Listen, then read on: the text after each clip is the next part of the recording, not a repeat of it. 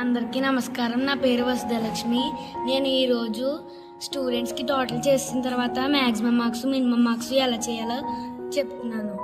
first maximum marks చేయాలంటే = నొక్కి MAX max అని నొక్కి బ్రాకెట్ ఓపెన్ చేసి సబ్జెక్ట్ టోటల్స్ అన్నీ సెలెక్ట్ చేసుకొని